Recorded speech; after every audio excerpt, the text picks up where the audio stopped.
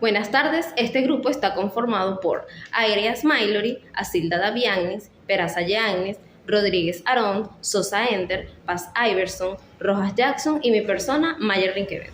Nosotros hablaremos sobre lo que es el arqueo y líneas de máxima carga. Ok, el principio de Arquímedes. Hablaremos un poco de lo que es la historia del mismo. Arquímedes de Siracusa fue un científico griego que vivió entre los años 287 y 212 a.C. Entre sus descubrimientos más notables está el principio de flotabilidad de los cuerpos, conocido hoy en día como el principio de Arquímedes. Arquímedes descubrió que un cuerpo, al ser sumergido parcial o totalmente en el interior de un fluido, este experimenta una fuerza hacia arriba, llamada fuerza de empuje, o simplemente empuje, cuyo módulo es igual al peso del fluido que se desplaza, como se puede observar en la imagen.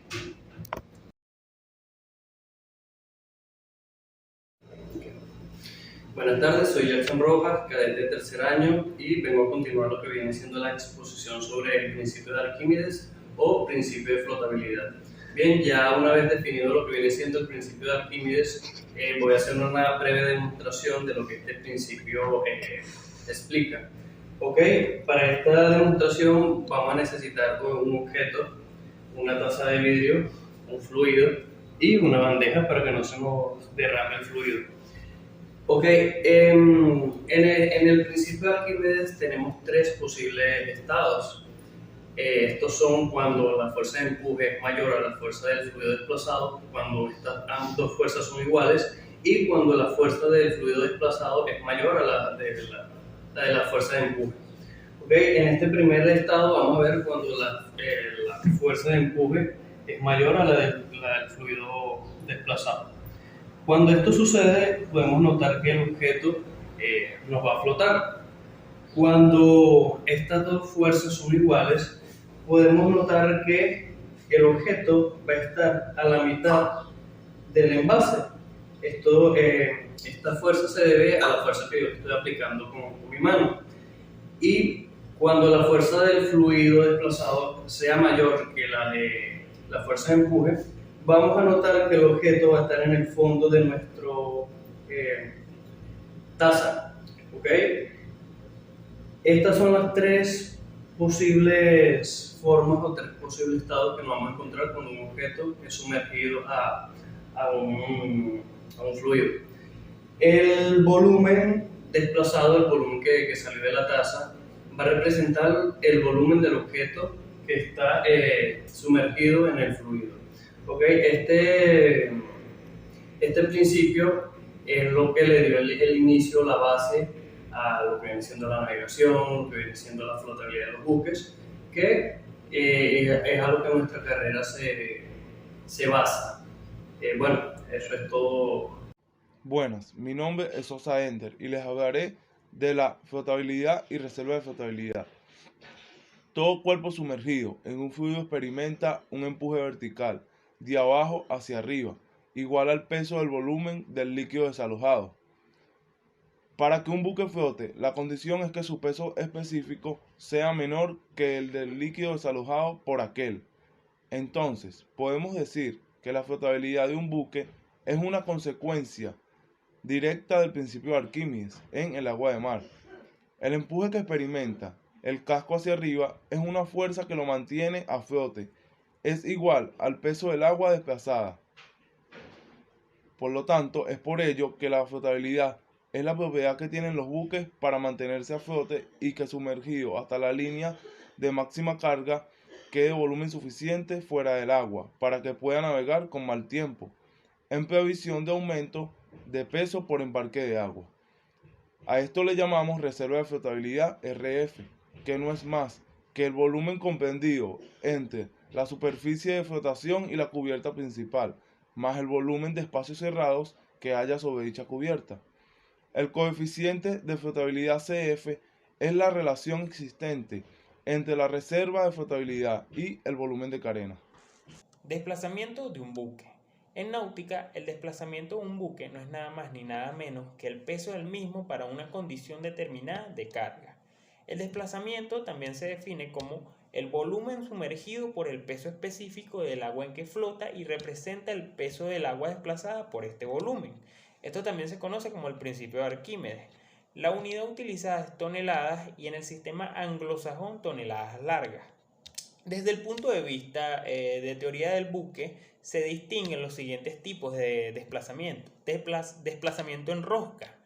Es el peso del buque tal cual como lo entrega el astillero, esto es, sin combustibles, peltrechos, víveres ni tripulantes.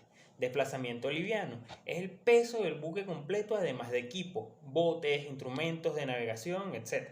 Más la tripulación con su equipaje, líquidos en circulación, víveres y munición en caso de los buques de guerra, el agua dulce y el lubricante. Quedarían excluidas el combustible y el agua de reserva para las calderas. Desplazamiento en lastre. Es el peso del buque en rosca más todo lo necesario que pueda navegar, que se necesita para navegar: combustible, agua potable, provisiones y peltrechos, pero sin carga. Desplazamiento máximo. Es el peso que alcanza cuando está sumergido hasta la línea de máxima carga. La diferencia entre el desplazamiento máximo y el desplazamiento en rosca se denomina tonelaje de porte bruto o tonelaje de peso muerto, que es el TPM. Así, el tonelaje de peso muerto incluye el peso de la carga, incluyendo pasajeros, tripulación, combustible, víveres, agua potable, etc. La diferencia entre el desplazamiento máximo y el desplazamiento en lastre se conoce como capacidad de carga, que indica el peso de la carga que es posible transportar en ese buque. No es utilizado comúnmente por los navieros ni los agentes de transporte marítimo. Ok, ahora para calcular el desplazamiento se puede utilizar algo llamado curvas hidrostáticas. Y estas no son nada más y nada menos aquellas curvas que reflejan el comportamiento de la carena de un buque para los diferentes estados de la carga. Cálculo del desplazamiento de un buque. El cálculo del desplazamiento de un buque está basado en el valor del calado medio para la línea de flotación paralela a la quilla. Esto ocurre cuando el buque está en aguas iguales y los calados se leen en perpendiculares respectivas. Se podría observar la fórmula en la diapositiva. La perpendicular de popa es la línea vertical que pasa por el eje de la mecha del timón, si es colgado, o por la cara de popa del codaste de popel. Ahora bien, ese desplazamiento está sujeto a una serie de correcciones que se calculan también, que son la corrección por escora, la corrección por densidad y la corrección por asiento. Franco Bordo.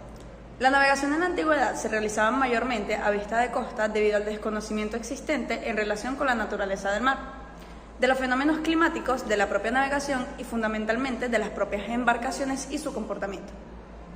El comercio marítimo fue desarrollado únicamente por aventureros, pero la falta de pericia y conocimientos hicieron de esta actividad una verdadera suerte de azar, en el cual se aceptaba como natural las pérdidas de vida y mercaderías. La primera referencia histórica de limitación del calado del buque aparece en 1774, cuando en 1835 se propuso un criterio simple a partir del cual se establecía una medida mínima de francobordo en función de la extensión del puntal, fijándose esta en 3 pulgadas de francobordo por cada pie de puntal de bodega. Sin embargo, el primer convenio internacional sobre las líneas de carga es adoptado en 1930, basándose en el principio de la reserva de la flotabilidad, pero reconociendo también que el francobordo debería asegurar una estabilidad adecuada y evitar esfuerzos excesivos sobre el casco del buque cargado. Francobordo, sabiendo que francobordo es la distancia media vertical en medio del buque desde la parte superior de la línea de cubierta hasta el borde superior de la línea de carga. Anexo 1. El primer anexo se divide en 4 capítulos. El capítulo inicial establece la generalidad y definiciones que están relacionadas con la resistencia, longitud, con el ámbito de aplicación y los cálculos ejecutivos de francobordo. Su marcación y emisión del certificado. En el segundo capítulo se indican las condiciones de asignación de francobordo, información que se debe suministrar al capitán para que éste disponga de la carga y lastre de manera segura. El capitán también dispone de los aspectos sobre el diseño, la construcción, acceso, desagües y otros elementos a disposición sobre la cubierta.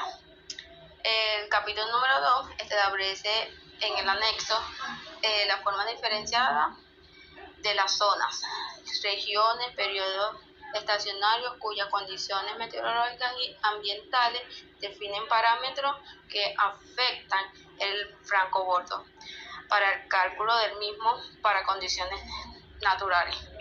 El anexo número 3 incluye el formato de los certificados que serán por la autoridad marítima en oportunidad de la asignación de francobordo, el certificado internacional de francobordo y el certificado de ejecuciones previstas en el propio convenio. Determinación de las líneas de carga. De acuerdo con lo que se establece en la introducción del presente anexo, se supone que la determinación de las líneas de carga implican que previamente se han cumplido todos los requerimientos de resistencia, longitud, estabilidad y subdivisión.